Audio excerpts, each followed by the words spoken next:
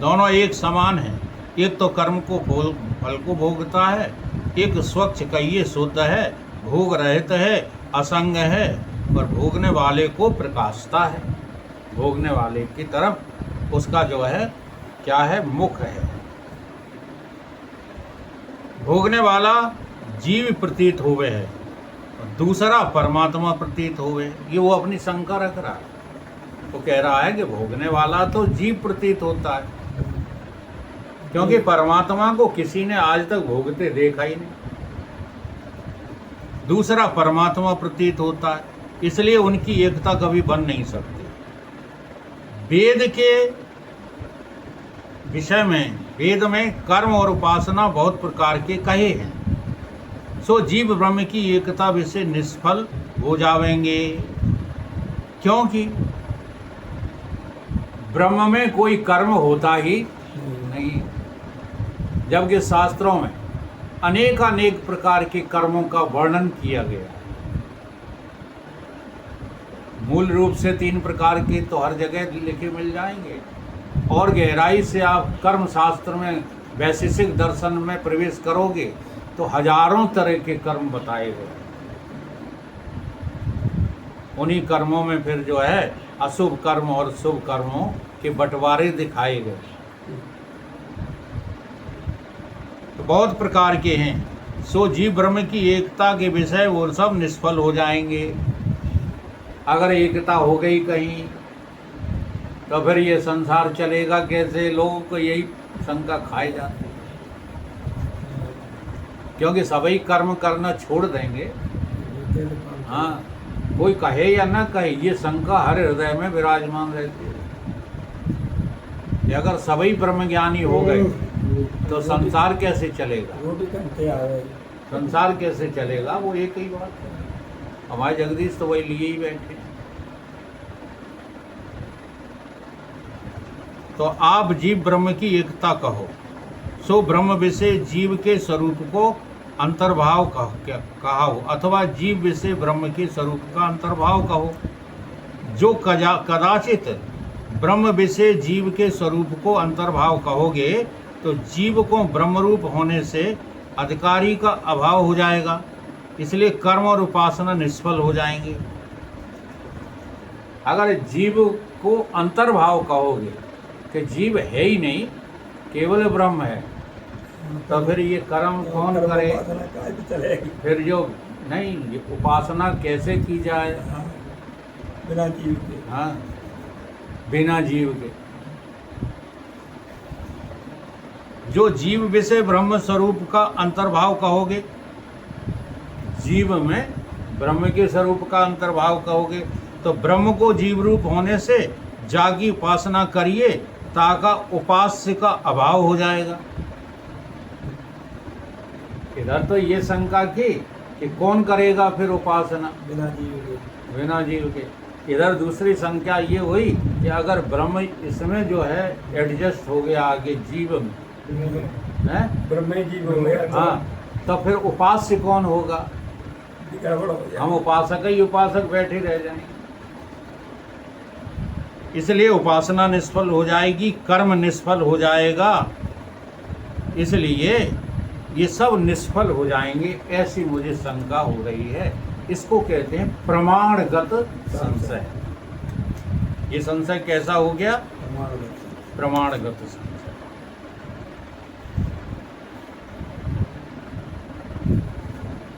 तो मीमांसक लोग जो कहते हैं कि कर्म ही ईश्वर है, ये ऐसे नहीं लिख देते हैं, ठेलाओं पर लिखा है।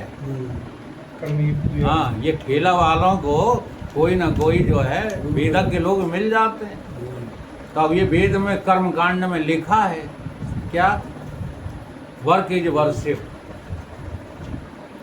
कर्म ही ईश्वर है, कर्म ही पूजा है। और बड़ा मीठे आता है दुनिया वालों को ये सब, यही सबसे ज़्यादा मीठा लगता है, इसीलिए सारी जिंदगी बर्बाद हो गई है।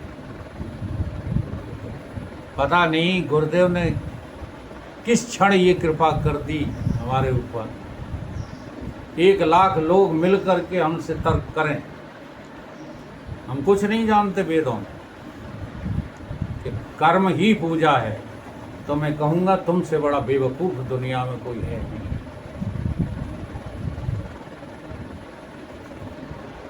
ये अनुभव की बातें होती हैं, सही। अनुभव करते ही नहीं हो, इसलिए हाँ में हाँ मिलाते रहते हो सारी जिंदगी सारी। कर्म ही पूजा है, कर्म ही पूजा। एक ये अधूरी बात है, किनके लिए है? जो कर्म बंधन में फंसे हुए हैं। तो वो पूजा तब होगी जब कर्म करने की विधा तुम गीता से और श्रुतियों से सीख पाओगे, तब वो कर्म पूजा होगी, यानी उपासना होगी। और जब तक सीख नहीं पा रहे हो, मनोमुखी करने में लगे हो, तो कर्म पूजा नहीं। और फिर कर्म ईश्वर हो भी जाए, वेदांत तो आगे चलकर इसकी भी टांगे तोड़ देता है, कहता है उपाधि से हो जीव ईश्वर बने। तो ये तो उपाधि के चक्कर में पड़ गए। वही जो है गुरुजी अभी जवाब देने वाले हैं।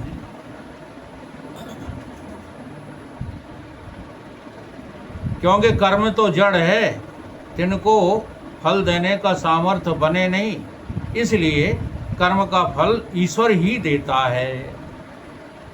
ये वैशेषिक दर्शन का जो है नियम है।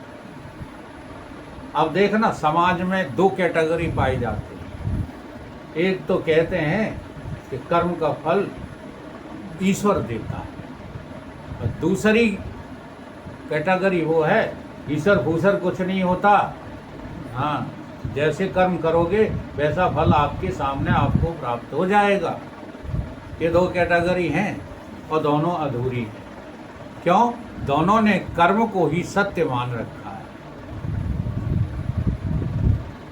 जबकि कर्म तो अत्यांतिक जड़ है।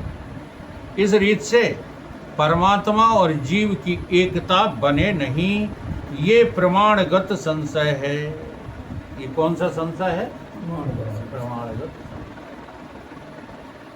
जो प्रमाणों में संशय किया जाए वो प्रमाणगत संशय, और जो प्रमेय में यानी कि जानने योग्य चीज में, ये है जनवाने वाली चीज। प्रमाण क्या है? प्रमाणों के द्वारा हम किसी विषय वस्तु को जानने की चेष्टा करते हैं।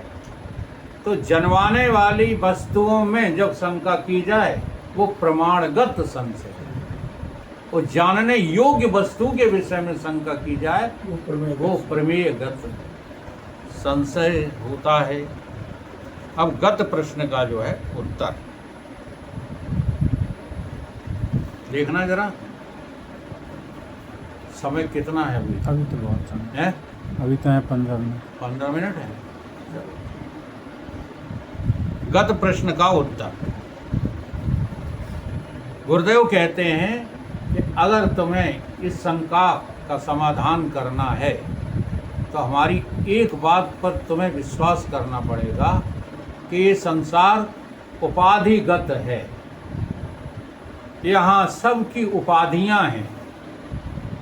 ब्रह्म भी एक उपाधि है, ईश्वर भी एक उपाधि है, जीव भी एक उपाधि है, और माया भी एक उपाधि है, अविद्या भी एक उपाधि है, और संसार भी एक उपाधि है।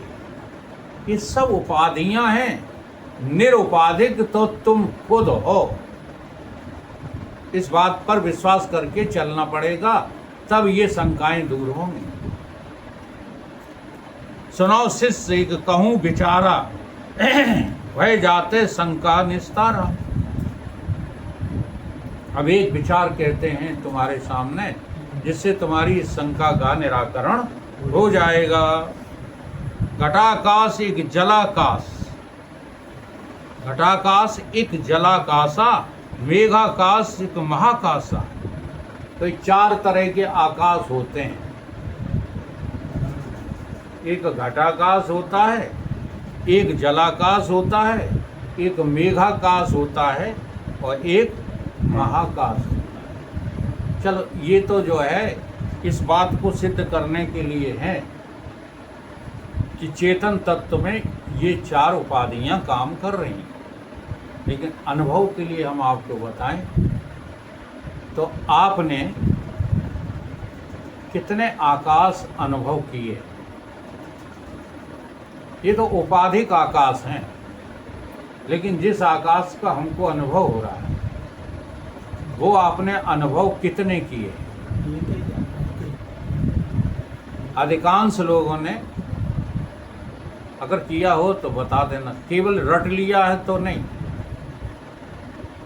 क्योंकि आगे प्रश्न कर दूंगा मैं, तुमने कैसे जाना। तो एक आकाश का अनुभव तो आम आदमी मनुष्य करता है और उसके आगे के आकाश का अनुभव कभी करता नहीं है। जैसे यहाँ हम बैठे हैं, इस आकाश का नाम क्या है? भूताकाश। इस आकाश का नाम है भूताकाश। जहाँ तुम बैठे हो, भूत आकाश में ही ये ताकत है कि वो सभी और तत्वों को जगह दे देता है। मिट्टी को जगह दे देता है, जल को जगह दे देता है, अग्नि और वायु को जगह दे देता है। इसलिए तुम्हारा ये पंच तात्विक शरीर उसी भूताकाश को अनुभव करता है, देखता है। जहाँ तक तुम देख रहे हो ये भूताकाश है, ठीक। अब सपने में जो आकाश दिखा है वो कौन सा आकाश? ये वाला तो है नहीं, पक्की बात है। ये वाला क्यों नहीं है? क्योंकि इस आकाश को जानने के लिए हमको नेत्र चाहिए। पंचभौतिक शरीरों को देखने के लिए हमको नेत्र चाहिए कि नहीं चाहिए? तो नेत्र इंद्रिय हो तुम्हारी नींद के समय सुप्त हो जाती है। तब जो आकाश देखते हो उस आकाश का नाम क्या है? हाँ, देखो रट्टू घोड़े हैं। उसका नाम है चित्त आकाश, जो हमारे चित्त ने खड़ा कर लिया। ये वाला आकाश नहीं है। और डिटो इसी तरह का दिखता है वो। जो सपना क्यों पेखना, तैसे ही जग को जान, इनमें कोई साँचो नहीं। नानक ऐसे ही पहचान। नानक देव ने कहा सपने में और जगत में कोई फर्क नहीं। गोस्वामी जी ने भी कहा, कहलवाया ऐसा शंकर भगवान से, सुनो उमा ये अनुभव अपना, सत्य हरि जगत सब सपना। जगत क्या है? सपना। तो सपने का जो आकाश है उसका नाम है चित्ताकाश। चित्ताकाश, हाँ जी। चिदाकाश कह करके तो गफलत में फंसे जाओ। अब जो नींद में चले जाते हो वो आकाश वाकाश कुछ नहीं दिखते, परंतु वहाँ तुम हो। तुम हो तो तुम्हारा अवकाश भी है, क्योंकि तुम और तुम्हारा अवकाश एक साथ रहते हैं, चाहे जिस स्तर पे देख लो। इसलिए तुम्हारा ही दूसरा नाम रख दिया गया चिदाकाश। चिदाकाश का अर्थ क्या होता है? चेतनाकाश, ठीक। चेतनाकाश का तो अनुभव किसी को होता नहीं बिना ब्रह्म ज्ञान के। और चित्ताकाश का अनुभव हो जाता है भावुक लोगों को, जो भावना में अधिक रहते हैं, जो ध्यान में अधिक रहते हैं, जिनकी सदैव समाधि लगी रहती है। थोड़ा बहुत समय मिला नहीं कि आंखें बंद हो गई। बहुत अच्छा अभ्यास है ये।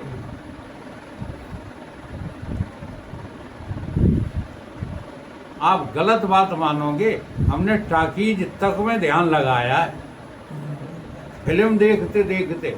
मुझे लग गया अब बगल वाला कह रहा तुम सो गए थे, तो मुझे स्वीकार करना पड़ा कि हम सो गए थे।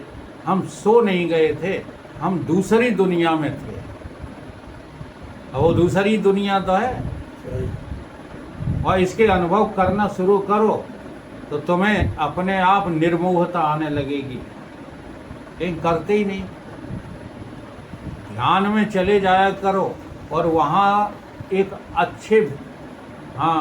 अच्छे जगत को देखा करो। इस जगत की कल्पना ही मत किया करो। बैठ जाओ ध्यान पर, देखो सत्संग हो रहा है, देखो वार्तालाप हो रहा है, देखो हमारे तर्क वितर्क हो रहे हैं, शास्त्रार्थ हो रहा है, ये सब देखो। और ये बात हमारे युग पुरुष जी बार बार कहते हैं कि जिसको सपने आध्यात्मिक और धार्मिक आने लगे उनकी मुक्ति की गारंटी हम लेते हैं। बहुत बड़ी उपलब्धि है भाई साहब, सुन के मत रह जाना। आज माना स्वप्न जब आएंगे तब तुम्हें संसाराकार ही आएंगे, चाहे जब देख लेना। बहुत ज़्यादा अभ्यास करोगे जब तब कहीं जाकर के स्वप्न आने लगे एकाध, तो समझ लो कि वो आपका काम बनने वाला है। और अभ्यास से आने लगते हैं। अगर वो स्वप्न आने लगते हैं ना तो फिर इस जगत को सपना समझने में देर नहीं लगती। आप कहते नहीं हमको तो सत्संग के स्वप्न आते हैं, हमको तो धार्मिक, तो फिर आपका मन जगत में क्यों लगता है? ये प्रश्न खड़ा कर, क्योंकि वो सपना है तो ये भी तो सपना ही है, ये सपना है तो वो भी तो सपना ही है। तो धर्म के अध्यात्म के सपना इस जगत के सपने से श्रेष्ठ नहीं मानोगे तो श्रेष्ठ चीज को छोड़कर निकृष्ट में तुम्हारा मन लगता क्यों है? हाँ जी, इसलिए सपने आते ही संसाराकार, उनको हटाने के लिए तो अधिक से अधिक सत्संग करना, अधिक से अधिक चर्चा करना। बुरा नहीं माना करो, हम देखते रहते हैं। सही है। अब तुम कहोगे कि हम भी तुम्हारी तरह देखते हैं, तुम हमारी तरह नहीं देखते। हम नेट भी देखते हैं, हम पिक्चर भी देखते हैं, लेकिन उनसे हम जो देखते हैं तुम देख ही नहीं पाओगे। हाँ, क्या हिसाब से देखते हैं। मनी राम की चोटें बता दें, हम समझाना तो ब्रजेंद्र को वहीं चाहते थे जहाँ बैठे थे, लेकिन हमने कहा आज इसको प्रसंग में लेंगे। आप इसको खोलिएगा नेट को, और नेट में एक तरफ तो आ जाए मेरा प्रवचन या युग पुरुष जी का प्रवचन या राजेश्वरानंद जी का या किसी भी जो है आपके निष्ठावान संत का प्रवचन, और पाई के नीचे जो है आ जाए कोई न्यूज बढ़िया सी,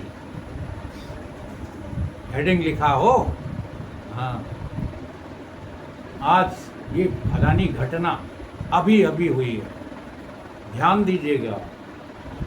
आप किस पर उंगली रखेंगे?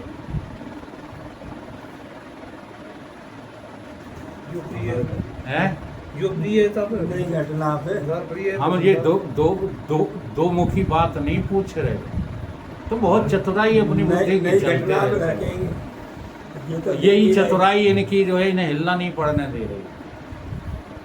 हम आपसे पूछ रहे हैं, आप बताओ किस पर हाथ रखोगे?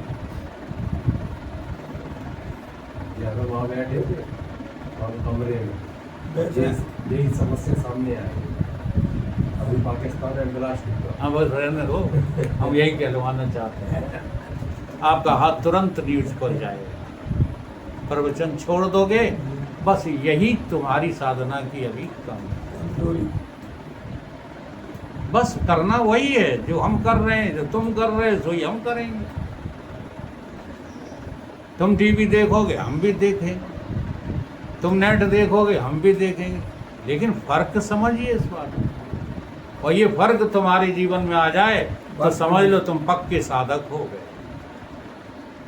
तो जगदीश बात अभी कह रहे थे, तुम जिसको ज़्यादा प्रेम करते हो उंगली उसी पर जाएगी।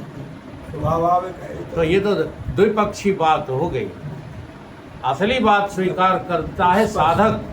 साधक कहता है इसमें ज्यादा आस्था उधो मन न भय 10-20, एक हथो सो गयो ठेका संग।